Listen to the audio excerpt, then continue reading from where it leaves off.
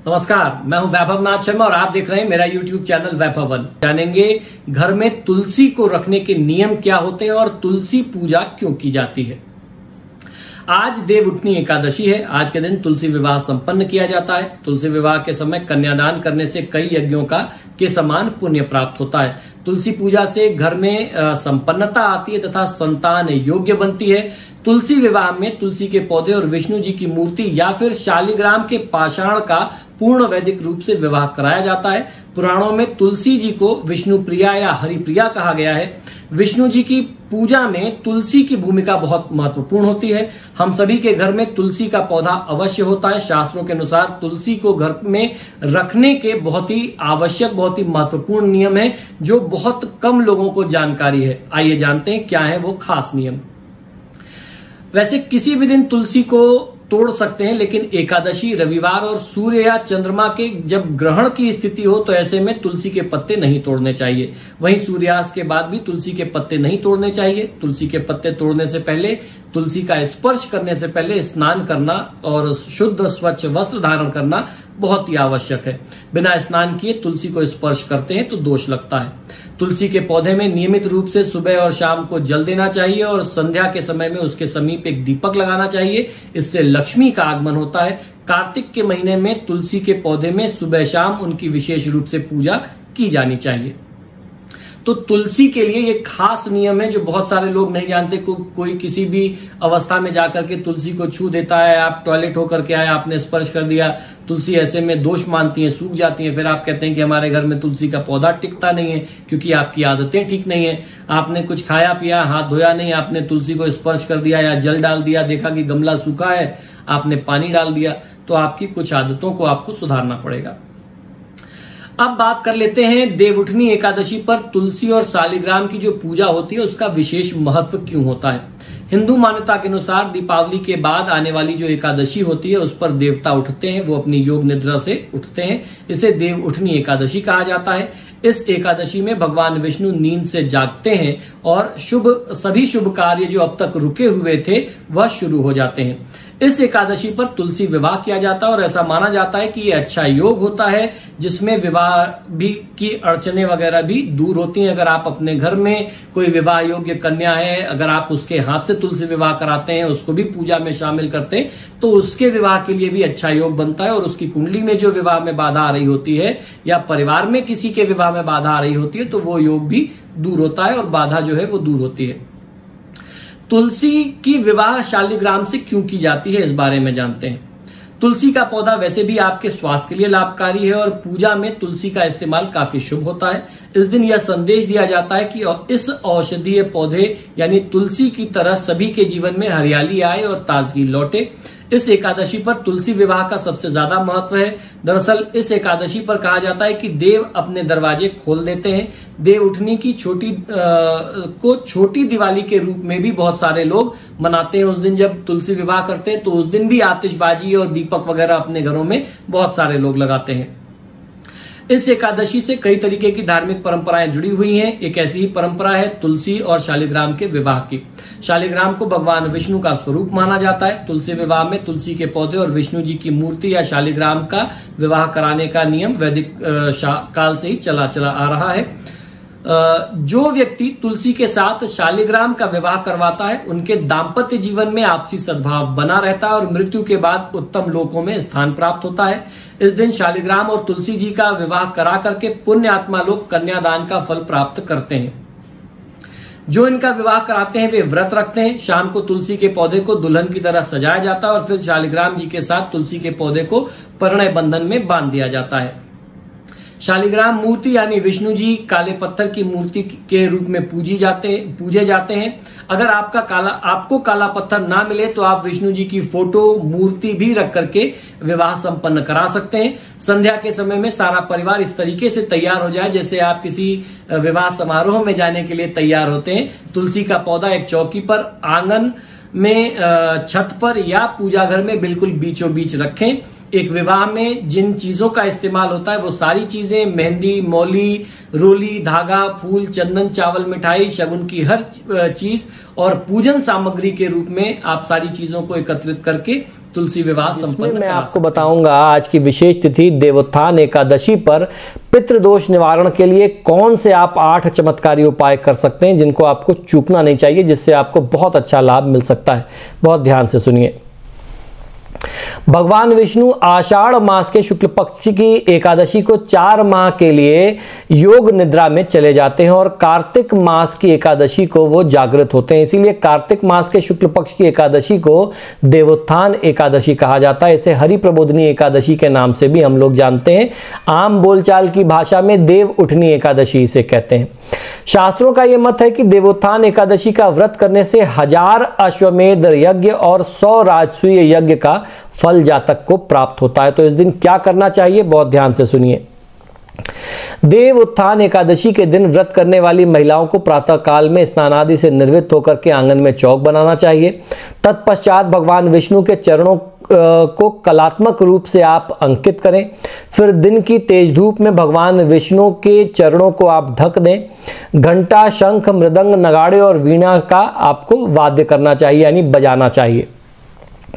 पितृदोष से पीड़ित लोगों को इस दिन विधिवत रूप से व्रत करना चाहिए और पितरों के लिए यह उपवास करने से बहुत अधिक लाभ मिलता है, जिससे उनके पितृ नरक के दुखों से मुक्ति पा सकते हैं। दूसरा उपाय यह कि इस दिन भगवान विष्णु या अपने इष्ट देव की उपासना करनी चाहिए और इस दिन ओम नमो भगवते वासुदेवाय मंत्र का जाप करने से अनंत फल की प्राप्ति होती है। शालिग्राम के साथ तुलसी का आध्यात्मिक विवाह देवोत्थान एकादशी को होता है। इस दिन तुलसी की पूजा का विशेष महत्व है। तुलसी दल अकाल मृत्यु से रक्षा करता है, उससे बचाता है। शालिग्राम और तुलसी की पूजा से पितृदोष का शमन भी होता है। इस दिन देवोत्थान एकादशी की पौराणिक कथा का श्रवण या वाचन करना चाहिए या कथा सुनने या कहने से पुण्य की प्राप्ति होती है। श्री हरि को योग निद्रा से जगाने के लिए किस मंत्र का जाप करें? वह मंत्र है उत्तिष्ठोत्तिष्ठ गोविंद त्यज निद्राम जगतपते त्वयि सूप्ते जगन्नाथ जगतम सूप्तम भवेदिदम। उत्तिष्ठे चेष्ठे सर्व मुत्तिष्ठोत्तिष्ठ माधव गता मेधा विचैव निर्मलम निर्मला दिशः शारदानि च पुष्पाणि गृहाण मम केशव।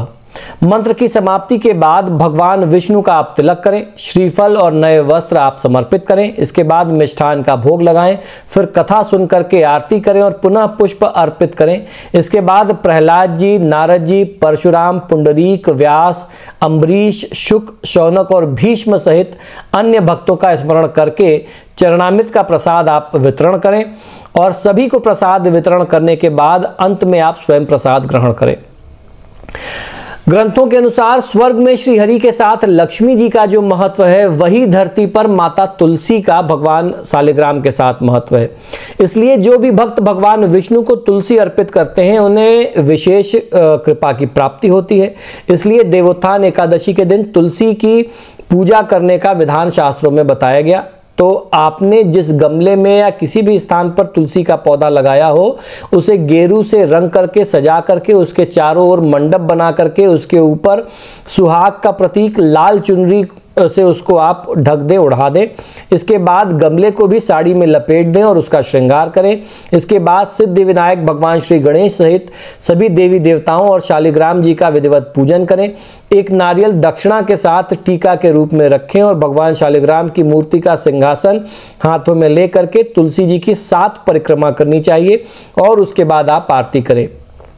साथ ही अपनी मनोवांछित कामनाओं की पूर्ति के लिए भगवान शालिग्राम और माता तुलसी से आप प्रार्थना अवश्य करेंगे। देवोत्थान एकादशी, देव उठनी एकादशी भी जिसे कहते हैं, देव उठनी 11 भी जिसे कहा जाता है, उसमें किए जाने वाले कुछ बहुत ही सरल और जीवन को बदल देने वाले कुछ टोटकों के बारे में, ये जो उपाय मैं आपको बताने जा रहा हूं, इनमें से कोई भी 1-2 उपाय, 1-2 टोटका कर लेने से आपको खूब मान सम्मान, धन, ऐश्वर्य की प्राप्ति होगी। खूब रुपया आएगा आपके पास पूरे 1 साल तक।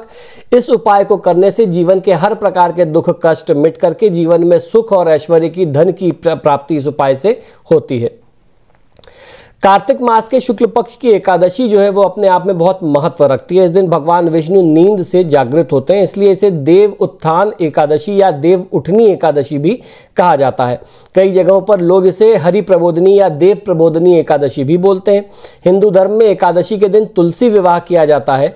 इस दिन से हिंदू धर्म में मांगलिक कार्य पुनः आरंभ हो जाते हैं। वहीं इस दिन से लोग भगवान विष्णु को प्रसन्न करने के लिए बहुत सारे उपाय और टोटके भी करते हैं।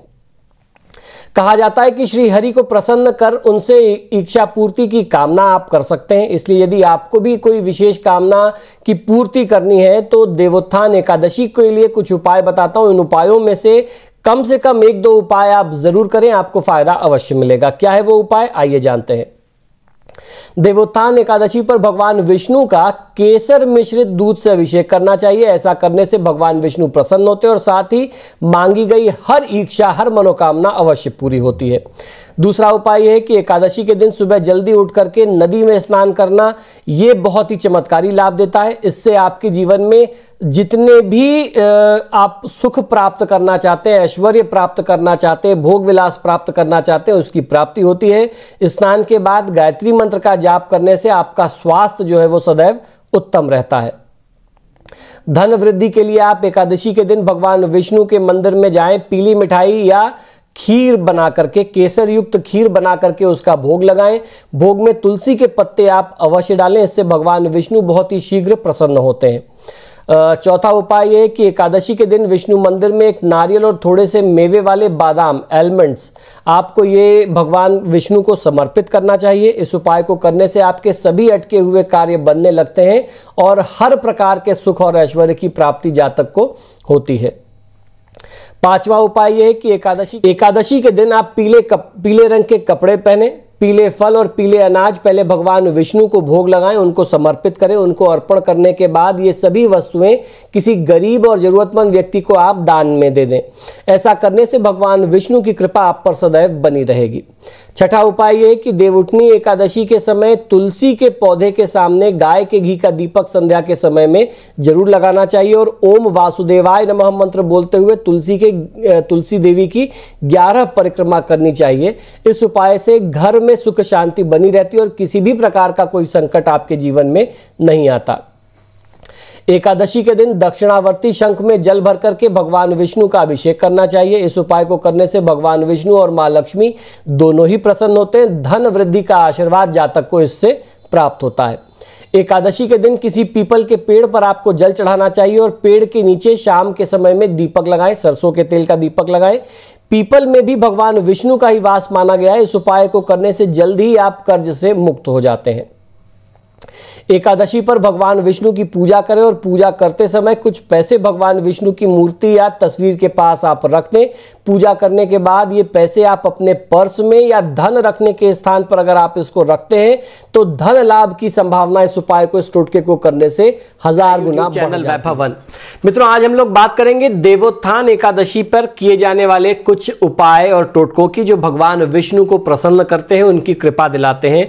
लेकिन हम लोग उपायों और टोटकों पर जाएं उसके पहले मैं आपको ये एकदम क्लियर कर देना चाहता हूं, ये संदेह आपका, ये डाउट आपका समाप्त कर देना चाहता हूं कि ये उपाय, ये टोटके जो हैं वो सिर्फ देवोत्थान एकादशी के हैं। ऐसा नहीं है, ये हर एकादशी पर या ये भगवान विष्णु के टोटके हैं। अगर एकादशी ना भी हो और आपकी कोई मनोकामना है, आप भगवान विष्णु की कृपा चाहते हैं, भगवान विष्णु की भक्ति करना चाहते हैं, तो किसी भी गुरुवार से, शुक्ल पक्ष के गुरुवार से आप इन टोटकों को आरंभ कर सकते हैं और उसके बाद जो भी बीच में एकादशी आए आप उसमें कर सकते हैं। या आप जो है देवोत्थान एकादशी से जब देवता जागृत होते हैं उनको प्रसन्न करके उस दिन ये उपाय करें और उसके बाद गुरुवार के गुरुवार अगर आप ये उपाय करें तो भगवान विष्णु की कृपा आपको अवश्य मिलेगी। तो अब मैं समझता हूं कि मैंने आपके मन का संदेह दूर कर दिया होगा कि ये उपाय सिर्फ जो है देवोत्थान एकादशी तक लिमिटेड नहीं है, सीमित नहीं है। ये भगवान विष्णु की कृपा दिलाने वाले बहुत ही चमत्कारी, बहुत ही प्रभावशाली उपाय और इनके लाभ असीमित हैं, मतलब अनलिमिटेड इनके फायदे हैं। आप इनको किसी भी एकादशी पर करें, भगवान विष्णु की किसी भी तिथि पर करें, आप इनको जो है गुरुवार के दिन करें, आपको फायदा अवश्य मिलेगा। अगर आप चाहते हैं कि भगवान विष्णु को आप प्रसन्न करें और भगवान विष्णु आपके समस्त मनोरथ यानी मनोकामनाएं सिद्ध करें, पूरा करें, तो भगवान विष्णु के ये सरल उपाय आपको जरूर करना चाहिए। भगवान विष्णु को तीनों लोगों का स्वामी माना जाता है, या यूं कहें कि तीनों लोगों के पालनहार कहे जाते हैं। शास्त्रों में वर्णित कथा के अनुसार या महात्म के अनुसार भगवान विष्णु के स्मरण मात्र से ही भक्तों के सभी कष्ट दूर हो जाते हैं। और खासतौर पर गुरुवार के दिन या जो प्रदोष उनकी विशेष तिथि है, प्रदोष तिथि के बारे में मैं आपको बता दूं कि भगवान विष्णु ने स्वयं कहा कि प्रदोष की जो तिथि है वो मेरे हृदय के समान मुझे प्रिय है, वो मेरा जो है दिल है, हार्ट है। तो भगवान विष्णु की बहुत ही प्रिय तिथि है और गुरुवार उनका दिन है। तो गुरुवार और प्रदोष किसी भी दिन एकादशी जो है वो आप किसी भी तिथि में इन उपायों को कर सकते हैं। तो खास तौर पर गुरुवार और एकादशी पर इन उपायों को अगर आप करें तो भगवान विष्णु प्रसन्न होकर के अपने भक्तों की समस्त मनोकामना जो है वो पूरी करते हैं। किसी भी व्यक्ति पर भगवान विष्णु की कृपा हो जाए तो उस व्यक्ति का जीवन सफल माना जाता है। इसलिए सभी भक्तों को भगवान विष्णु को प्रसन्न करने का प्रयास अवश्य करना चाहिए। धर्मशास्त्रों के अनुसार भगवान विष्णु के किसी भी रूप के स्मरण मात्र से ही समस्त मनोरथ, सकल मनोरथ जिसे कहते हैं, सभी प्रकार की मनोकामनाएं सिद्ध हो जाती हैं। अतः जीवन में सफलता पाने के लिए जो भी उपाय मैं आपको बताऊं, भगवान विष्णु की जो स्तुतियां आपको बताऊं, उनको करना बहुत ही चमत्कारी माना गया है। किसी भी तरीके से भगवान विष्णु को प्रसन्न करके आप उनसे अपनी मनोकामना जो है वो पूरी करवा सकते हैं। तो आइए जानते हैं क्या है ये उपाय। देवोत्थान एकादशी से, इसके अलावा किसी भी एकादशी या वीरवार जिसे गुरुवार कहते हैं, गुरुवार के दिन सुबह नहाने के बाद घी का दीपक जलाएं, भगवान विष्णु की पूजा करें, साथ ही उनका पाठ आप जरूर करें। शास्त्रों के अनुसार गुरु जो है, कुंडली में ज्योतिष शास्त्र के अनुसार गुरु ग्रह बृहस्पति जो है वो पुरुषों के लिए धन कारक और महिलाओं के लिए पति कारक ग्रह है। अतः जिस व्यक्ति पर गुरु की कृपा होती है उसकी आर्थिक स्थिति और उसका दाम्पत्य जीवन जो है वो सुखमय होता है। जिस भी तिथि में आप पूजा कर रहे हो, प्रातःकाल सुबह उठ करके भगवान विष्णु का ध्यान करें, व्रत का संकल्प लें। इसके बाद फल फूल, पीले वस्त्र और इन सभी चीज़ों से भगवान विष्णु की आप पूजा आराधना करें। इन विशेष तिथियों में केले के पेड़ की पूजा बहुत खास महत्व रखती है। इस दिन सुबह सुबह केले के पेड़ की पूजा करें। शाम के समय उसके नीचे जो है देसी घी का दीपक जरूर जलाएं। इसके साथ ही केले के पेड़ पर चने की दाल का भोग लगाना जो है वो बहुत शुभ माना गया है। इस तिथि में प्रसाद के रूप में केले चढ़ाना भगवान विष्णु को बहुत ही शुभ होता है और इन केलों को आपको दान में दे देना चाहिए, आपको खुद नहीं खाना चाहिए। अगर इन तिथि में आप व्रत रखते हैं तो आपको केवल पीले फल ही ग्रहण करने चाहिए या पीली चीजें ही आपको, बेसन से बनी हुई नमक रहित चीजें ही आपको खानी चाहिए। पीली वस्तुओं का दान करने से मन को शांति मिलती है, घर में सुख समृद्धि का निवास होता है और आर्थिक पक्ष मजबूत होता है। स्वयं इस दिन आप केले न खाएं। शाम के समय सत्यनारायण भगवान की कथा सुने और बिना नमक का आपको भोजन करना चाहिए। जब आप व्रत करते हैं तो एक समय आप फलाहार करते हैं और एक समय आप अन्न खा सकते हैं। जो आपको अन्न खाना है उसमें नमक रहित पीला भोजन ही आपको करना होगा। तो पीले भोजन में बेसन का चीला वगैरह जो है वो आप प्रयोग कर सकते हैं। वो दही चीनी के साथ, मिठाई के साथ वगैरह आप खा सकते हैं। बृहस्पतिवार या एकादशी या देवोत्थान एकादशी की तिथि में आपको एक ही समय भोजन करना है। भोजन में पीले चने की दाल आदि का प्रयोग अवश्य करें, लेकिन इस दिन नमक का सेवन आप गलती से भी न करें। गुरुवार के दिन पीले रंग के कपड़े पहनने चाहिए। या एकादशी की तिथि में जब भी आप भगवान विष्णु की पूजा आराधना कर रहे हैं, भगवान विष्णु की पूजा कहना ज्यादा बेहतर होगा। भगवान विष्णु की पूजा के समय में पीले रंग के वस्त्र धारण करना चाहिए, क्योंकि भगवान विष्णु भी पीतांबर पहनते हैं। जिस पीत है अंबर जिसका, हम लोगों को हिंदी व्याकरण में बचपन में पढ़ाया गया। तो पीतांबर का मतलब होता है पीत हो अंबर जिसका, यानी वस्त्र जिसके पीले हो। तो भगवान विष्णु पीतांबरधारी हैं। पीला रंग भगवान विष्णु का बेहद प्रिय रंग है, इसलिए भगवान विष्णु को प्रसन्न करने के लिए पीली रंग की चीजें भोग लगाई जाती हैं, पीले रंग के वस्त्र पहने जाते हैं, पीले रंग की चीजें दान दी जाती हैं। जो मंत्र मैं बताऊं, इस मंत्र का स्मरण करने से मनुष्य को सभी कार्यों में सफलता प्राप्त होती है। धूप व दीप जला करके पीले आसन पर बैठ करके तुलसी की माला से भगवान विष्णु का जो गायत्री मंत्र, जिसे विष्णु गायत्री मंत्र कहते हैं, इस मंत्र की अपने सामर्थ्य अनुसार 1 माला, 3 माला, 5 माला, 7 माला, 11 माला पाठ करने से यश, प्रतिष्ठा और उन्नति की प्राप्ति होती है। ये मंत्र बहुत ध्यान से सुनिए और ये मंत्र आपको यहां डिस्क्रिप्शन बॉक्स में भी मिल जाएगा। ओम नारायणाय विद्महे वासुदेवाय धीमहि तन्नो विष्णु प्रचोदयात्। तो इस मंत्र का अपने सामर्थ्य अनुसार आप जाप करें, भगवान विष्णु की पूजा आराधना करें। भगवान करे कि देवोत्थान एकादशी की तिथि आपके जीवन में ढेरों खुशियां, सफलता और उन्नति लेकर के आए। तो मित्रों, आशा करता हूं कि ये छोटे छोटे उपाय और टिप्स जो हैं आपको बहुत पसंद आते होंगे। आप सभी से बार बार आग्रह है कि इस जानकारी को जब भी आप देखें तो उनको शेयर जरूर करें, क्योंकि आपके द्वारा शेयर किया गया वीडियो अगर किसी जरूरतमंद व्यक्ति के काम आता है, उसका कुछ भला होता है, कल्याण होता है, तो उस पुण्य के भागीदार आप भी बनते हैं। कुछ उसका अंश आपको भी निश्चित रूप से देवी देवता देते हैं, आपका भी कल्याण होता है। तो आपको शेयर जरूर करना चाहिए। साथ ही साथ जो लोग नए दर्शक हैं उनसे आग्रह करना चाहता हूं कि आप मेरे चैनल को सब्सक्राइब करिए, ताकि इस तरीके की इंफॉर्मेशंस आपको घर बैठे मिलती रहे, जो बहुत ही वैल्यूएबल इंफॉर्मेशन है, बहुत ही ज्ञानवर्धक, जीवन बदल देने वाली जानकारियां हैं जो आपको मेरे चैनल पर फ्री मिलती हैं। ये घर बैठे आपको मिले, उसके लिए आपको चैनल को सब्सक्राइब करना चाहिए और बेल आइकॉन को, घंटी के निशान को भी जरूर दबाना चाहिए, जिससे सभी आपको नोटिफिकेशन टाइमली जो है अपडेट्स मिलते रहे। इसी शुभकामना के साथ कि भगवान विष्णु आपका कल्याण करें, आपके परिवार में सुख संपन्नता बनी रहे, मुझे आज्ञा दीजिए और देखते रहिए मेरा यूट्यूब चैनल वैभवन। नमो नारायण। नमस्कार मित्रों, आप देख रहे हैं मेरा YouTube चैनल वैभवन। आपसे आग्रह और निवेदन है कि मेरे चैनल को सब्सक्राइब करें और मेरे इस चैनल पर हर दिन मेरे नए उपाय के वीडियोस डाले जाते हैं। उनके टाइमली अपडेट के लिए घंटी के निशान को भी दबाएं, जिससे कोई भी उपाय या शास्त्रीय जानकारी आपसे छूट न जाए। धन्यवाद मित्रों। यदि आप अपनी किसी भी व्यक्तिगत समस्या के लिए मुझसे परामर्श और समाधान चाहते हैं, यानी आप अपनी किसी भी पर्सनल प्रॉब्लम के लिए मुझसे कंसल्टेशन और रेमेडीज चाहते हैं, तो उसके 2 तरीके हैं। टेलीफोनिक कंसल्टेशन, फोन पे बात करना, और दूसरा फेस टू फेस यानी पर्सनल मीटिंग करना। आप हमें फोन के माध्यम से, ईमेल और व्हाट्सएप के माध्यम से अपॉइंटमेंट बुक कर सकते हैं। हमारा नंबर है 9990724131। आपको 2 नंबर दे रहा हूँ, इन दोनों नंबर पे व्हाट्सएप अवेलेबल है, आप व्हाट्सएप करें। 9818300146 ये हमारे ऑफिस का दूसरा नंबर है। अगर आप हमें ईमेल करना चाहते हैं तो आप हमें ईमेल कर सकते हैं। हमारी ईमेल आईडी नोट कर लीजिए, sharma.vaibhava vaibhava@gmail.com पर।